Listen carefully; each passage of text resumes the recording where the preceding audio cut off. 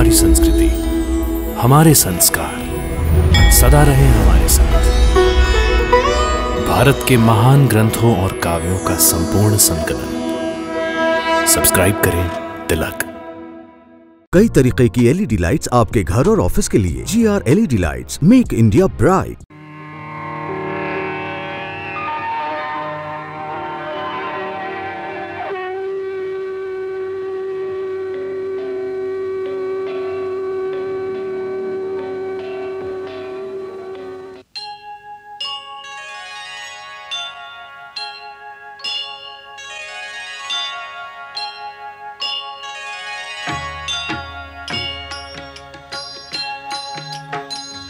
सीताराम चरित अति पावन, मधुर सरस अरु अति मन भावन।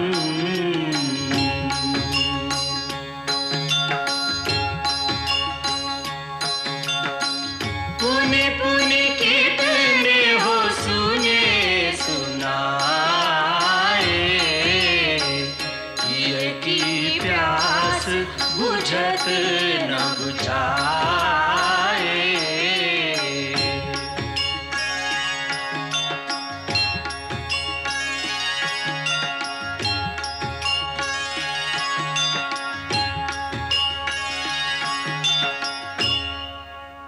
नहीं नहीं, कुंभकर्ण अमर है, अविनाशी है। काल भी उसका काल नहीं बन सकता। ब्रह्मा, विष्णु, महेश, सुरेश, किसी के तुणीर में वह बाण नहीं जो कुंभकर्ण के प्राण ले सके। यह असंभव है, असत्य है।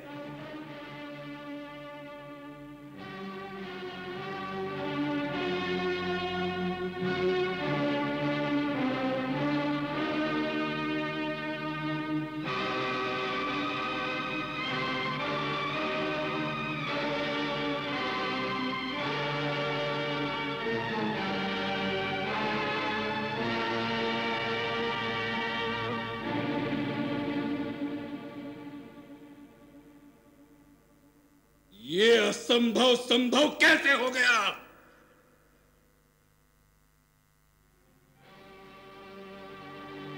नहीं, ये स्वप्न तो नहीं जो हम देख रहे हैं, क्योंकि कुंभकर्ण का मरना सत्य नहीं हो सकता, नहीं हो सकता, नहीं हो सकता। ये सत्य है सुरेश्वर। राम के बाण ने इस असंभव को संभव कर दिया है।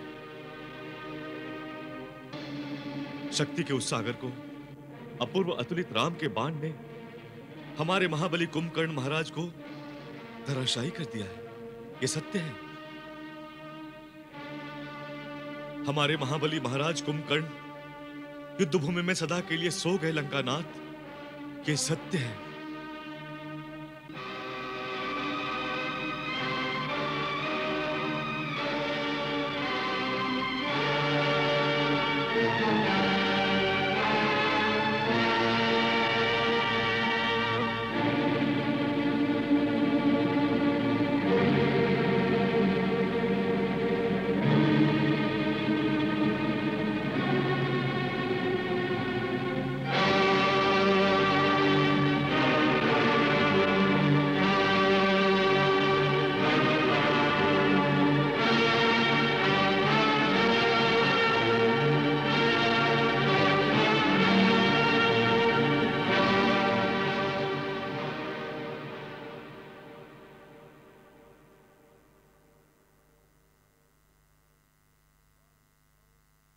आज रावण की दाहिनी भुजा कटकर गिर गई।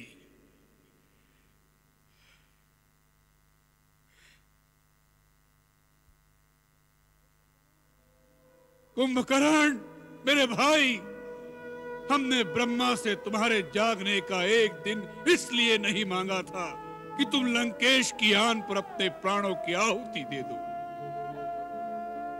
आज तुमने दशानन रावण के अटल विश्वास की नींव को हिला दिया है कुंभकर्ण, हिला दिया है। नाना जी, आज पहली बार हमारी आत्मा को यह आभास हो रहा है कि एक बार हमने असुर जाति के पराक्रम की जो धाक पृथ्वी, आकाश, पाताल, दशों दिशाओं में जमाई थी, उसके अंत का समय आ गया। असुर जाति का अस्तित्व अनिश्चित हो गया है। नहीं, नहीं पिताश्री, इंद्र का वज्र, विष्णु का सुदर्शन और शंकर का त्रिशूल भी असुरों का अस्तित्व नहीं मिटा सके, तो बेचारे राम के बाण क्या कर लेंगे? युद्ध में तोला माशा हानि लाभ तो होता ही रहता है, परंतु उससे राष्ट्र की गतिविधि तो नहीं रुक जाती। इसमें संदेह नहीं कि कुंभकर्ण काका की मृत्यु हमारी सबसे बड़ी क्षति है, परंतु किसी बड़े से बड़े योद्धा की मृत्यु से देश तो नहीं हार जाते। महाराज, एक पर्वत टूट जाने से पृथ्वी पर प्रलय नहीं आ जाती। भैया इंद्रजीत ठीक कह रहे हैं। घात प्रतिघात ना हो तो युद्ध कैसा? गहरे से गहरे घाव को भी योद्धा को हंसते हंसते सहना पड़ता है। वीर की आंखों में आंसू नहीं, अंगारे बरसने चाहिए, तभी बैरी का बल क्षीण होता है। आपने अकेले ही तीनों लोकों में त्राही त्राही मचा दी। मेघ गर्जना करने वाले अपने अमेघ रथ पर सवार होकर ब्रह्मा जी से प्राप्त शक्ति, धनुष बाण धारण करके और कवच पहनकर आप जब रणभूमि में जाएंगे तो राम लक्ष्मण के धनुष बाण तिनके के समान हवा में उड़ जाएंगे। आप तो हमारे आदर्श हैं पिताश्री। आप इस प्रकार हतोत्साह की बातें कर रहे हैं। अतिकाय पुत्र, तुम परम शूरवीर हो, परंतु कुंभकर्ण लंका की नींव था, नींव। कुंभकर्ण की मृत्यु का अर्थ है लंका की नींव का शक्तिहीन हो जाना। नहीं पिताश्री, भैया अतिकाय और त्रिशरा के होते हुए लंका की एक ईंट नहीं हिल सकती। आप भी शत्रु की भाषा बोल रहे हैं। जैसे अकेले कुंभकर्ण को मारकर वो वनवासी ये समझ बैठे हैं कि उन्होंने लंका जीत ली। देवांतक नाम है मेरा। देवों की शक्ति का अंत करके देवांतक नाम पड़ा है पिताश्री। मैं वचन देता हूं आपको कि मैं राम लक्ष्मण का अंत करके नया कीर्तिमान स्थापित करूंगा। कल से मेरा नाम रामांतक हो जाएगा। नहीं, मेघनाथ के होते हुए छोटे भाइयों का युद्ध में जाना ठीक नहीं। पिताश्री की चिंताओं का मैं एक दिन में ही अंत कर दूंगा। भैया इंद्रजीत, हम आपसे आयु में छोटे हैं, परंतु वीरता आयु के अधीन नहीं होती। वीरता आत्मा का गुण है, शरीर का नहीं। हम चारों की प्रार्थना है आप पिताश्री के पास रहें। हम चारों भाई, मैं, देवांतक, नरांतक और त्रिशरा, आज युद्ध को निर्णायक स्थिति तक पहुंचा देंगे। आप हमें सैन्य बल के साथ शत्रु पर टूट पड़ने की आज्ञा दीजिए पिताश्री। राजकुमार अतिकाय ठीक कह रहे हैं महाराज। हमें विश्वास है इन महाबली महाभट्ट महारथियों के बाद कल युद्ध की आवश्यकता ही नहीं रह जाएगी। अतिकाय, त्रिशिरा, नरांतक, देवांतक, आज युद्ध का अंत करके ही लौटेंगे महाराज।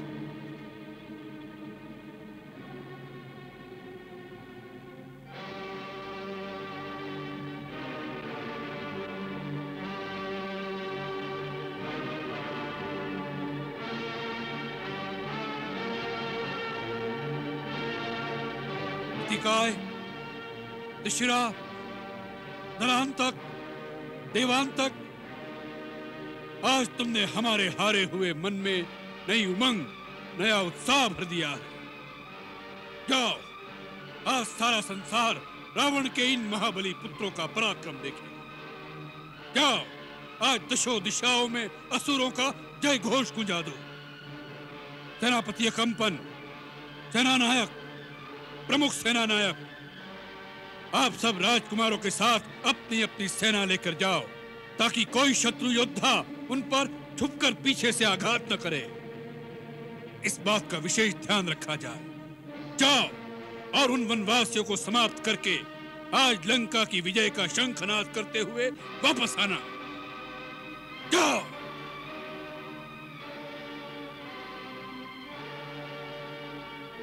विजयी भव।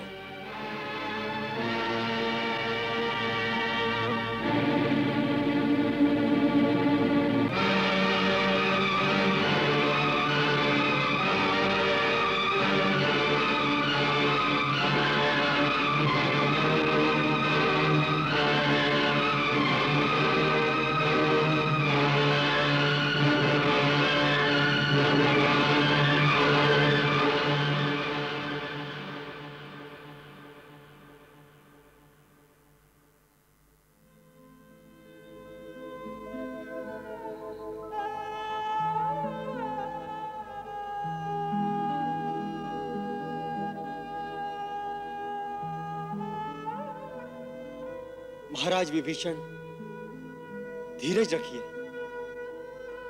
होनी को कौन टाल सकता है? लक्ष्मण, कुंभकर्ण जैसे भाई का मिलना बड़ा कठिन है। मैंने सदा उनके आश्रय में प्यार ही पाया था। आज मुझे ऐसा लग रहा है जैसे मैं इस संसार में अकेला ही रह गया हूं।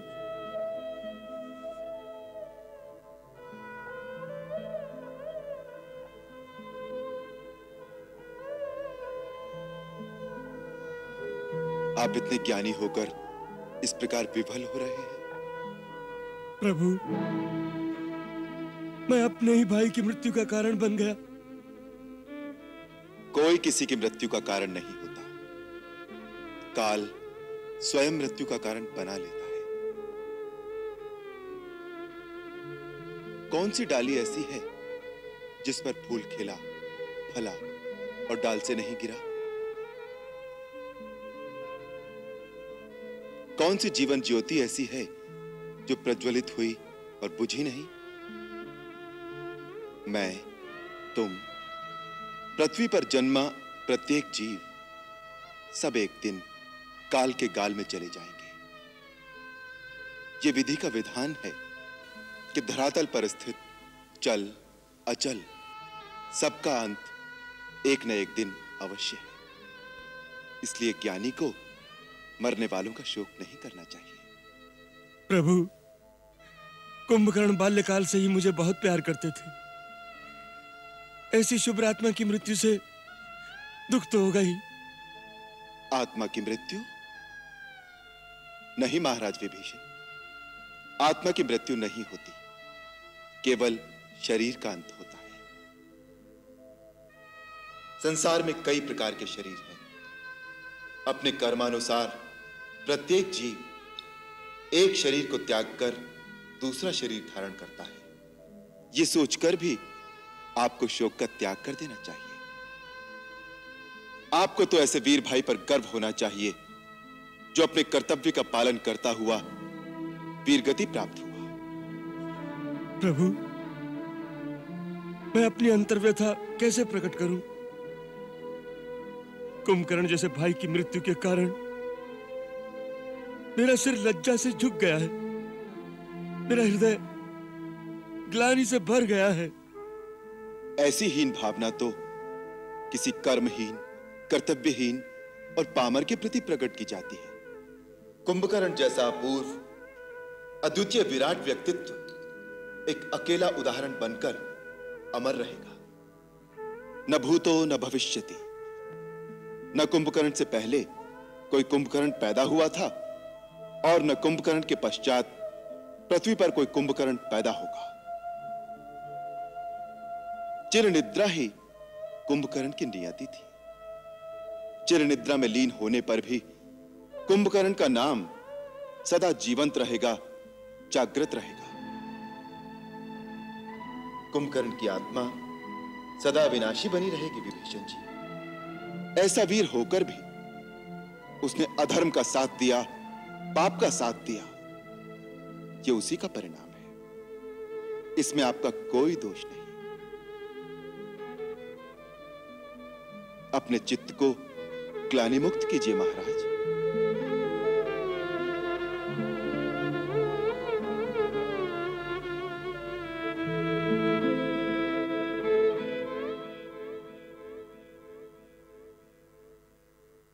क्या कह रही हो माता?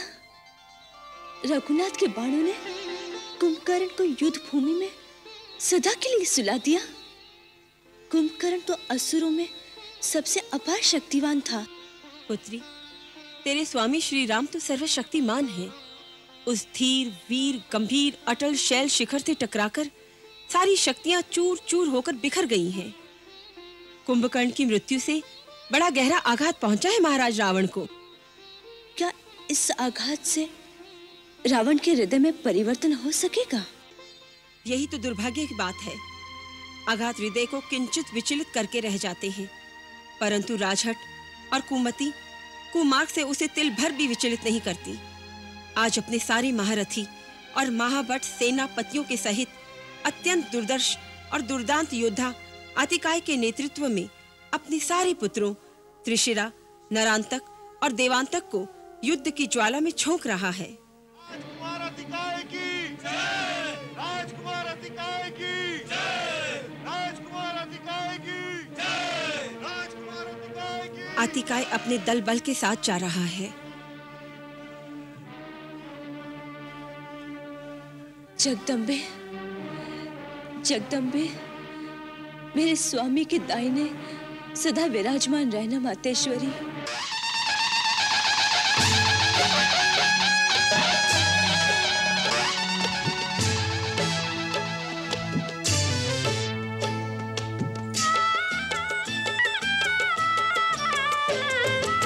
लंकेश कहे कोई हर हर महादेव की जय जयकार, हर हर महादेव की जय जयकार। रणभेरी के नाद में निकले रस्ते चारों राजकुमार, रस्ते चारों राजकुमार। मायाधारी राक्षस निकले,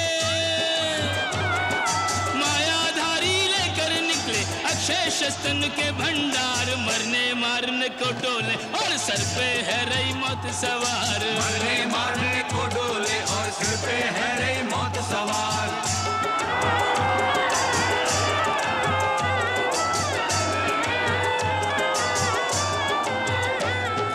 बानर भालू बड़े लड़ैया इनके वार सहे ना जाए, इनके वार सहे ना जाए। हाथन के नख शस्त्र बनाए के नोचे मारे काटे खाए, नोचे मारे काटे खाए। देवांतक त्रिशिरा ओ निरंतक,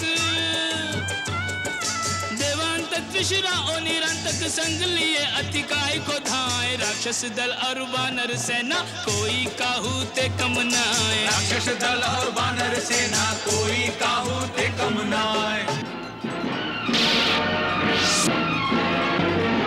अंगद सैन्य बदले नरांतक। ये लंकेश्वर का दरबार नहीं अंगद, ये युद्ध भूमि में नरांतक से टक्कर है। इसीलिए तो कह रहा हूँ युद्ध कर, युद्ध। हाँ!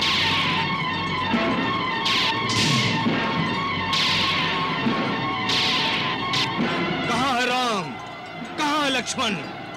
अतिकाय मक्खी मच्छरों के समान इन तुच्छ मरकटों को मारकर अपने शस्त्र गंदे करने नहीं आया। हे महिष। आज्ञा वीर वनसुर कुमार। जाओ महिष, मेरा संदेश लक्ष्मण को सुना दो। कब तक बड़े भाई की आड़ में छुपा रहेगा? उससे कहो आज अतिकाय उसे ललकार रहा है। जो आज्ञा।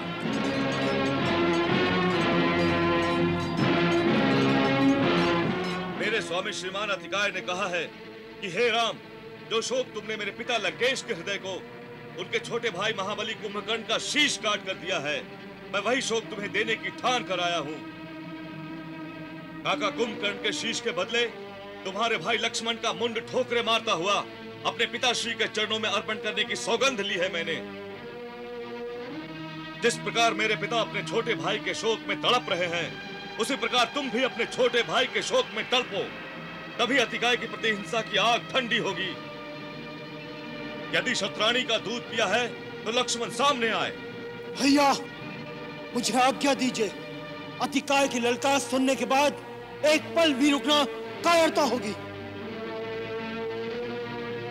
जाओ दूत, अपने स्वामी से जाकर कह दो कि अतिकाय की शिराओं में खौलते हुए रक्त का उबाल ठंडा करने लक्ष्मण अवश्य आएगा।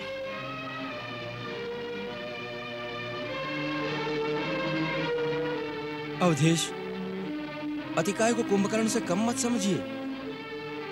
ये उससे सवाया है। कुमार लक्ष्मण को युद्ध में भेजने से पहले आप भली भांति विचार कर लीजिए। विभीषण जी, सोच विचार सभा में शोभा देता है, रण क्षेत्र में सोच विचार कायरता है। शांत शांत सौमित्र। हे वीरवर, मैं आपके अंदर उमड़ते शौर्य के ज्वार को निरुत्साहित नहीं कर रहा, परंतु सम्रांगण के अथाह सागर में कूदने से पहले उसकी थाह को नाप लेना भी शूरवीर की सूझबूझ का ही लक्षण है। प्रभु, यह अतिकाय रावण की दूसरी रानी धान्यमालिनी का पुत्र है। उसके प्रचंड पराक्रम को आपने पहचाना नहीं। एक बार क्रोध से आग बबूला होकर अतिकाय अपने भुजबल से चक्रवाल गिरी को उखाड़ फेंकने को उद्यत हुआ। तब कैलाश शिखर से शूलपाणी शंकर ने अपने अग्निमुख त्रिशूल का प्रहार किया, तो इस भीम भयंकर अतिकाय ने उसे खिलौने के समान हाथ में पकड़कर अट्टहास करते हुए महादेव का भी मान भंग कर दिया।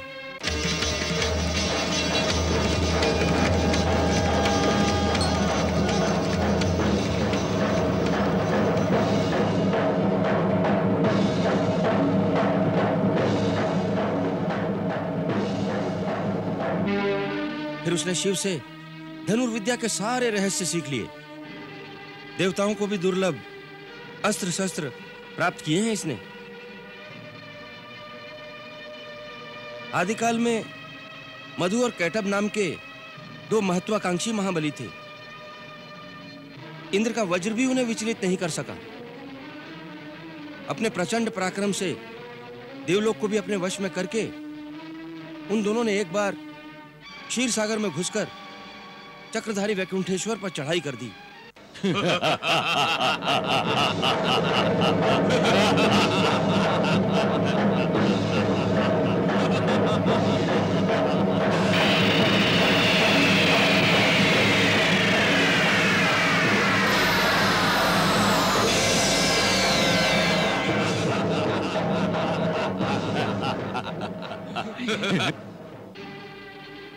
विष्णु ने सुदर्शन चलाया, परंतु सुदर्शन भी उन्हें लेश मात्र क्षति नहीं पहुंचा सका। अभूतपूर्व युद्ध हुआ। कहा गया है कि अति बली बुद्धिहीन भी होता है। उन मूर्खों ने इस विचार से कि विष्णु अब युद्ध के अंत की कामना करेंगे, उल्टे उनसे ही वर मांगने को कहा। मांगो, हम तुमसे बहुत प्रसन्न है विष्णु, हमसे वर मांगो।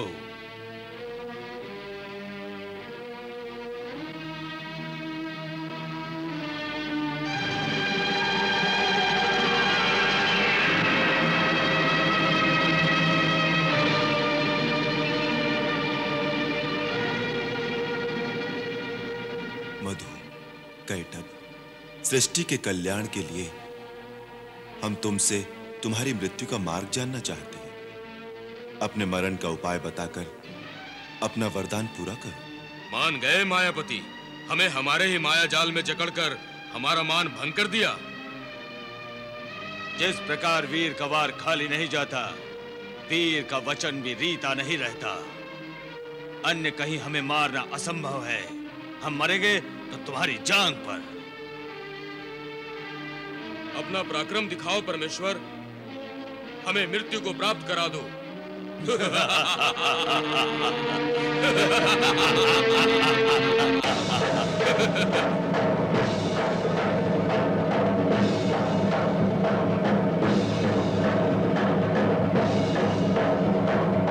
अगम अगोचर वैकुंठेश्वर विष्णु ने फिर ऐसी लीला रची। अपनी जंघा ऊपर नीचे सभी लोकों में व्याप्त करके बढ़ा दी।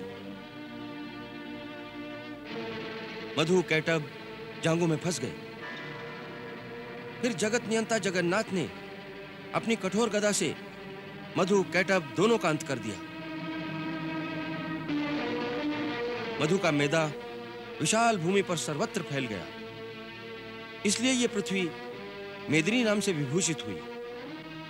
हे पुरुषोत्तम, वही परम पराक्रमी मधु इस युग में मेरा ज्येष्ठ भ्राता कुंभकर्ण था तथा अति बलशाली ब्रह्मा जी से अभेद्य कवच और देव दुर्लभ शस्त्रों को पाने वाला कैटभ यह अतिकाय है जो कुमार लक्ष्मण को रणभूमि में ललकार रहा है। उसके पराक्रम का वृत्तांत सुनकर, उससे डरकर उसकी चुनौती को स्वीकार न करें।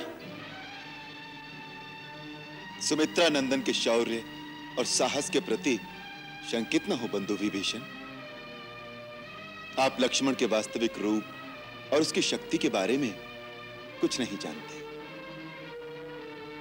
यदि ब्रह्मा, विष्णु, सुरेश, महेश, अखिल ब्रह्मांड की समस्त शक्तियां एकत्रित होकर रण के लिए ललकारें तो भी धनुर्धारी अकेला उनका सामना करेगा। क्षमा प्रभु, मैंने लक्ष्मण जी को भयभीत करने के अभिप्राय से यह वृत्तांत नहीं सुनाया। केवल उस आतताई अतिकाय के बलाबल का अनुमान लगाकर उसका सामना करने के उद्देश्य से उसकी शक्ति की जानकारी आपको दी है। केवल इतनी प्रार्थना अवश्य करूंगा, वीर कुमार को अकेले न भेजें। नहीं विभीषण, उसने लक्ष्मण को अकेले ललकारा है। परंतु अतिकाय अपने साथ अपने महाबली भाई त्रिशिरा, नरांतक, देवांतक, सेनापति अकंपन और महापार्श्व जैसे महारथी महाभटों को भी लाया है। वो समस्त भूमंडल की राक्षस शक्ति को संचित करके क्यों ना आया? भैया, मुझे आशीर्वाद देकर युद्ध भूमि में जाने की आज्ञा दीजिए।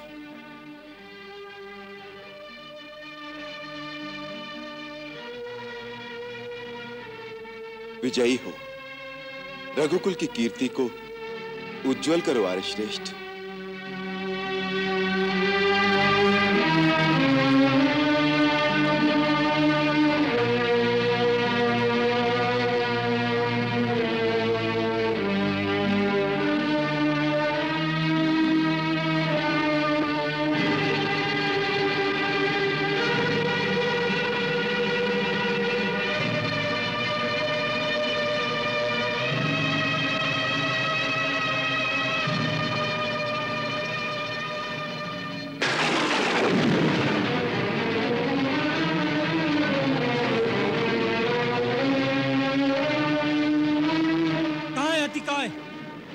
उसकी ललकार को स्वीकार करके लक्ष्मण रणभूमि में आ गया है।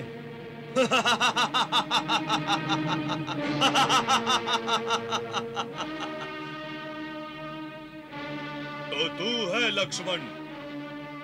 दूध के दांत अभी टूटे नहीं और तू लोहा चबाने की लालसा रखता है।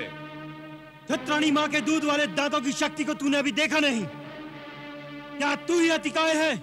मेरे भ्राता अतिकाय की एक हुंकार तुझे तेरी माँ की गोद में छुपने के लिए विवश कर देगी वनवासी छोकरे।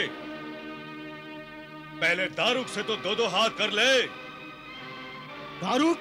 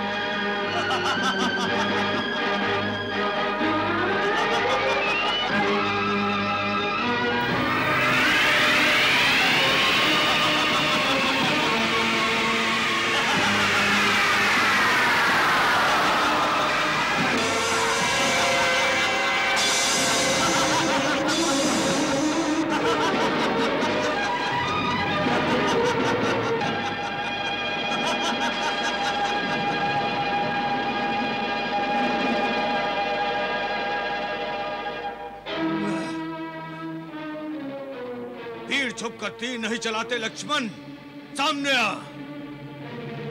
मैं तो तुझसे ही टक्कर लेने आ रहा था अहंकारी अतिकाय। दारूक की मौत तुझसे पहले उसे मेरे तीर के सामने ले आई। मैं अपने पिता की सौगंध खाकर आया हूँ और जो प्रण ठान कर आया हूँ वो तूने सुना नहीं लक्ष्मण?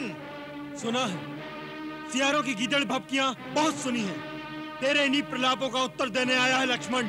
मुझे उत्तर देने की आवश्यकता नहीं लक्ष्मण। आज जब तेरे प्राण यमलोक में चले जाएं, तो वहां मेरे काका कुंभकर्ण के चरणों में गिरकर उन्हें उत्तर देना। जब तुम इतनी बड़ी बड़ी बातें करते हो तो मुझे तुम पर हंसी आती है, क्योंकि मैं तुम्हारे सर पर मंडराती हुई मृत्यु को देख रहा हूँ। मृत्यु मेरे बाणों में तुम्हें दिखाई दे रही होगी लक्ष्मण, क्योंकि यही बाण तेरा मस्तक काटेगा। उस दृश्य की कल्पना करो जब तेरा कटा हुआ सर मेरे पिता के चरणों में लौट रहा होगा। भाई के लिए मेरे पिताश्री के हृदय का हाहाकार तेरे भैया राम के हृदय का करुण क्रंदन बनकर फूट फूट कर निकल रहा होगा। मेरे भैया को अनुज का शोक होगा या तेरा पिता पुत्र शोक में बिलखेगा, इसका निर्णय मेरे ये तीर करेंगे।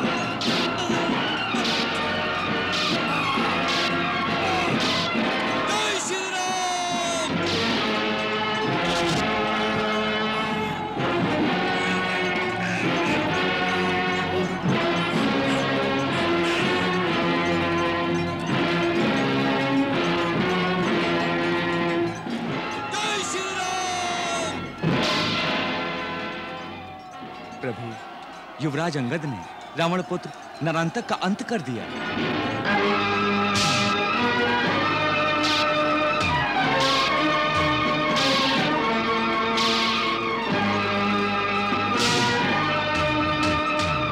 जय श्री राम।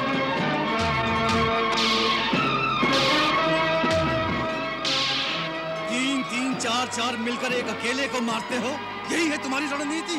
वानर वीरों को रणनीति सिखाने आया है। ये ले पहला पाठ। ये देवों का अंत करने वाले देवांत का प्रहार है। लंका दहन करने वाले वानर का हाथ भी देख ले।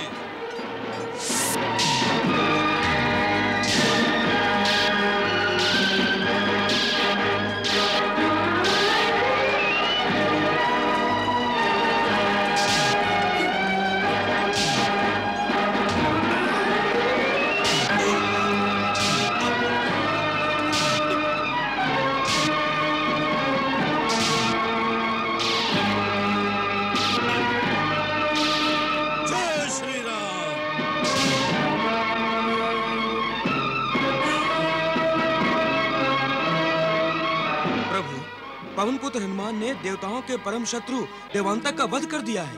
अंगद और हनुमान के शौर्य की गाथाएं हम सुन चुके हैं। हम उत्सुक हैं लक्ष्मण अतिकाय संग्राम का परिणाम जानने को। मंगल भवन अमंगल हारी, प्रभु सुदशरथ अजिर बिहारी।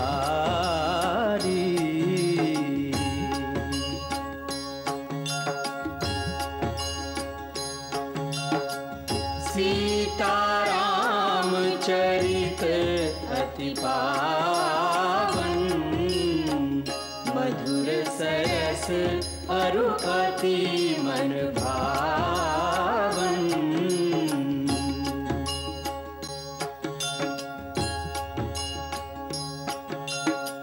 पुनि पुनि कितने हो सुने सुनाए, की प्यास बुझत न बुझाए।